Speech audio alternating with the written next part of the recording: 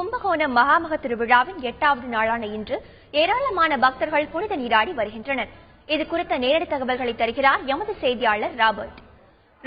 மகாமக திருவிழாவை முன்னிட்டு கும்பகோணத்துல பக்தர்கள் கூட்டம் எந்த அளவுல இருக்கு, மேலும் அங்கு செய்யப்பட்டுள்ள பாதுகாப்பு ஏற்பாடுகள் குறித்து விரிவா சொல்லுங்க ராபர்ட்.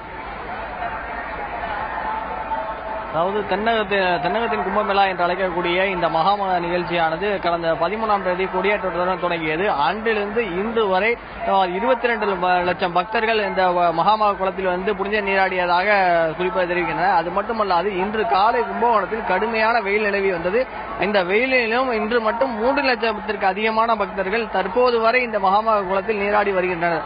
அது மட்டுமல்லாது நேற்று கும்பகோணம் காவல் கட்டுப்பாட்டு அறைக்கு வந்த வெடிகுண்டு மிரட்டல் கடிதத்தை அடுத்து 100 பேர் கொண்ட தனிப்படை அமைக்கப்பட்டிருக்கிறது. இந்த நிபுணர்கள் அனைத்து இடங்களிலும் காலையிலிருந்து தொடர்ச்சியாக சோதனையில் ஈடுபட்டு வருகின்றனர்.